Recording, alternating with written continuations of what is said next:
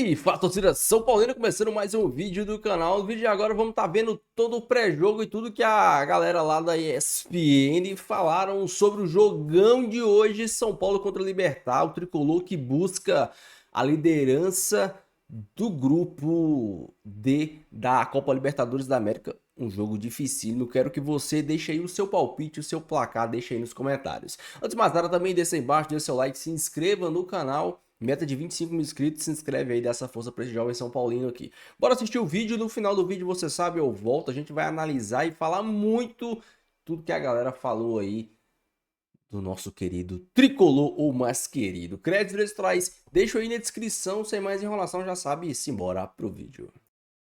De zagueiros, Ferraredes na direita, Alan Franco centralizado e Sabino ou Juan pela esquerda. Bubu vai de Sabino. Na volância, Alisson e Marcos Antônio, cujo contrato tá acabando e ele custa caro, hein?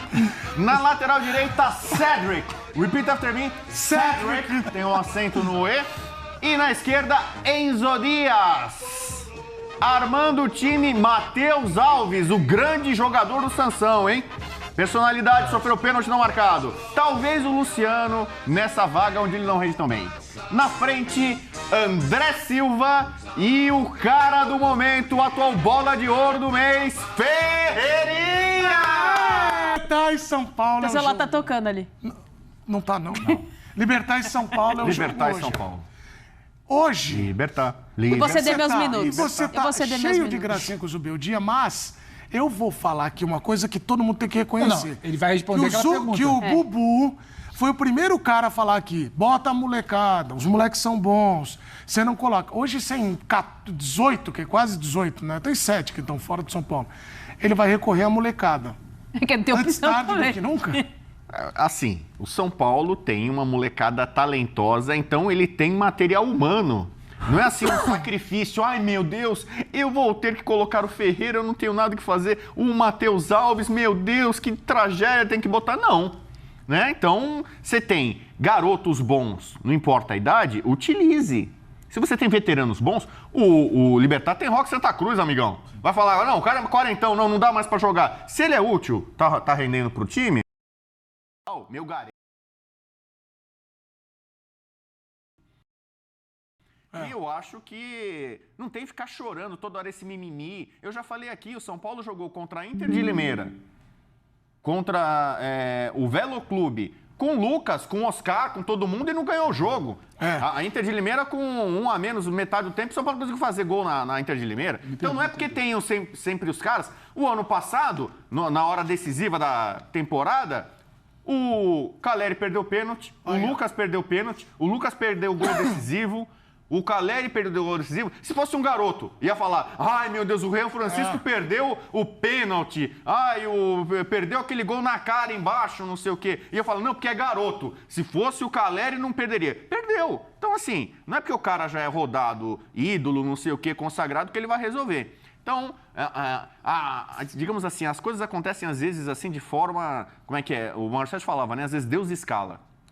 E aí eu adaptei a frase do Mauro Sérgio. Eu falei, às vezes Deus escala e às vezes o diabo escala também, né? Então depende. Então, sobre o jogo de hoje, é mais ou menos isso aí. A questão do Arboleda tá meio complexa aí, a ausência dele. Arboleda é Arbolenda, Bubu? Arbolenda. Eu acho Que é um dos jogadores que tá mais tempo... Tem um amigo seu que não gosta. Odeia, nossa. Não, agora virou rival. Então, não dá pra entender esse meu amigo. Você não viu semana Esse meu passada, amigo, assim, ele endeusa uns de um jeito assim. Esse meu amigo, ele acha que o São Paulo é maior que o Real Madrid. Ele não tem... Não é crise. Ele acha... Não, pra mim o Real Madrid é o maior clube do mundo. Não faz Mas pra esse ele, meu amigo, ele acha que o São Paulo é o maior clube do mundo. Ele tava aí semana passada. O Real passada. Madrid é top 10, entendeu? Entendi. Então esse cara, ele, por exemplo, ele endeusa algumas figuras do São Paulo de um jeito amigo assim. lá, Ele é amigo do Teimoso da Vila? Eles são amigos, são cremosinhos, porque é torcem pra times igualzinho. diferentes, é verdade. Ele tava meio desorientado, ele até tirou um dia de férias aí pra recuperar. Então, e ele assim, execra o Arboleda, por exemplo, pra ele, toda a culpa do mundo é do Arboleda, entendeu?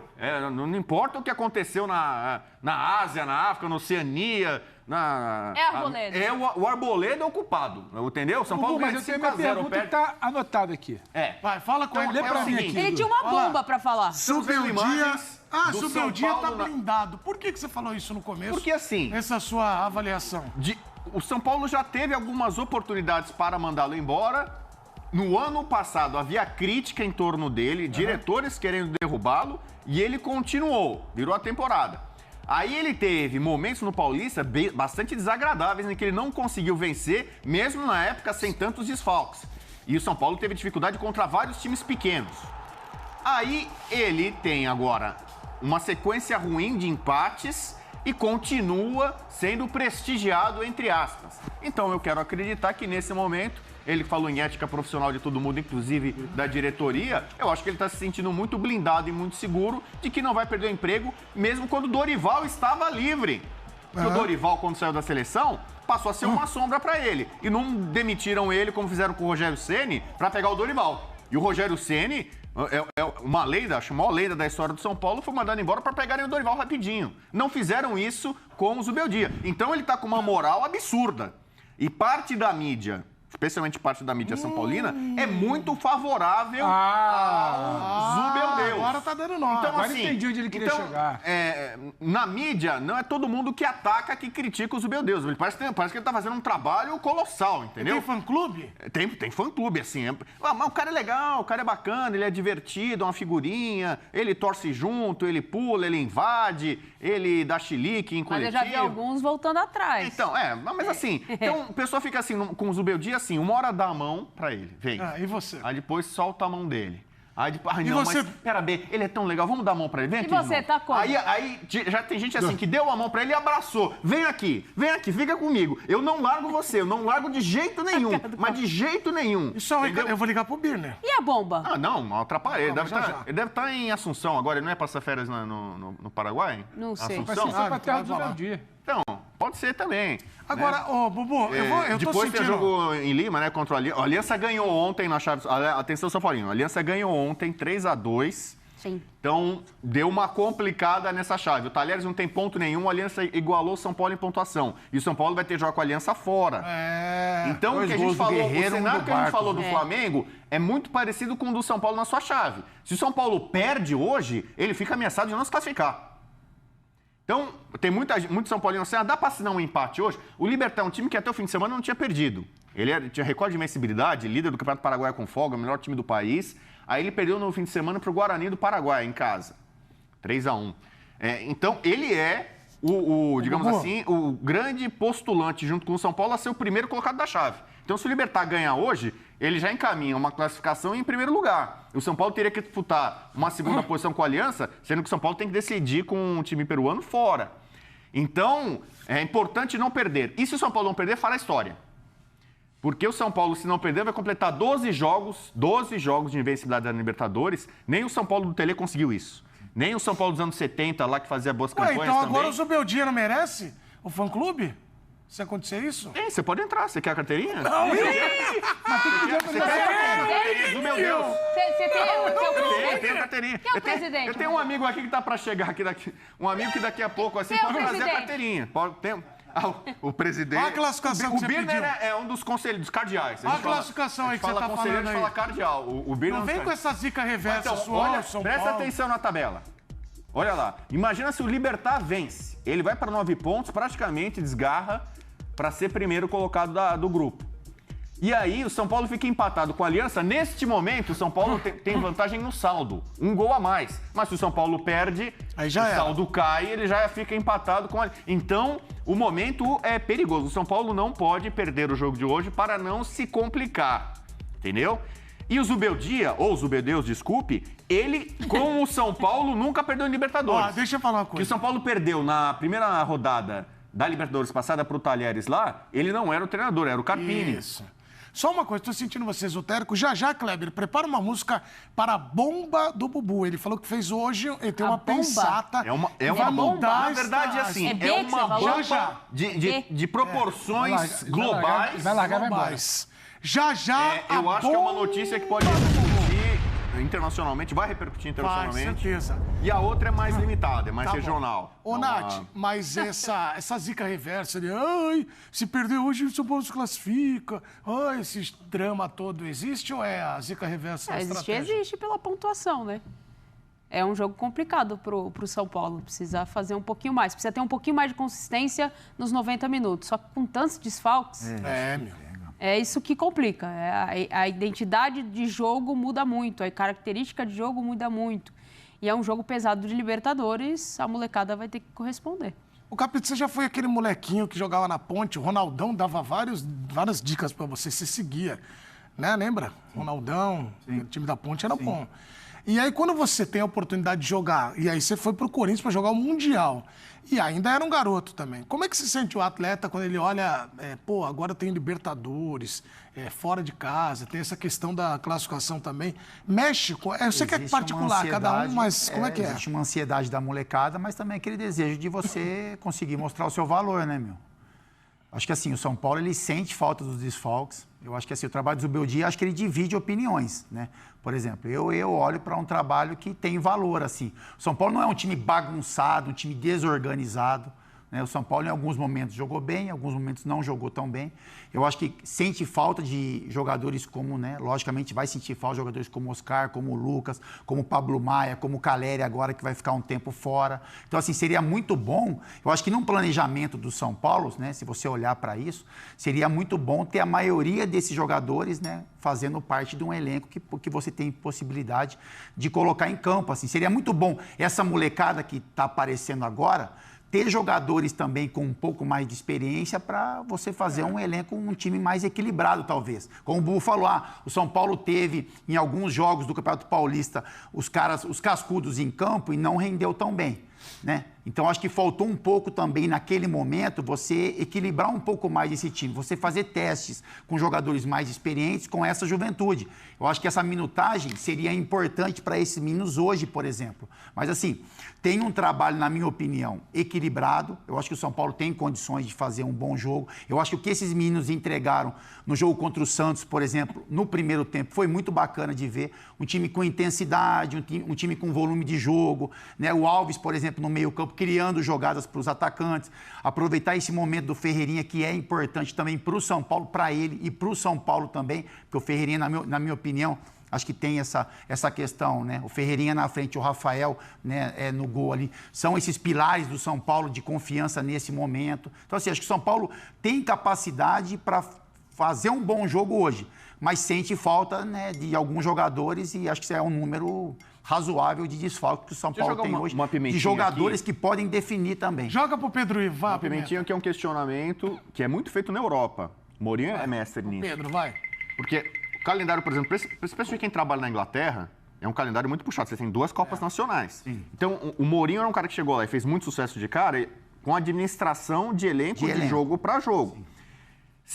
Todas essas lesões do São Paulo, essa penca de lesões, se o Zubeldeus tivesse no Paulista, sobretudo no estadual, tivesse preservado e poupado mais alguns dos seus principais jogadores, por exemplo, na estreia da Libertadores contra o Talheres, ele levou o Oscar no sacrifício. O que aconteceu? Estourou o Oscar. Sim. Por exemplo, o Caleri rompeu o ligamento cruzado do joelho no tapetinho do Botafogo, gramado sintético. Tem jogadores mais velhos ou que têm limitações físicas que não querem jogar no sintético.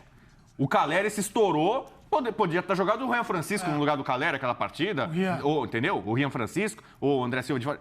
Então, por exemplo, talvez ele não tenha, no momento mais fácil da temporada, que é o estadual, onde ele poderia rodar o elenco, testar, conhecer melhor os jogadores jovens e preservado alguns dos jogadores mais cascudos, mais veteranos, que estão no DM. Mas já existe uma pressão.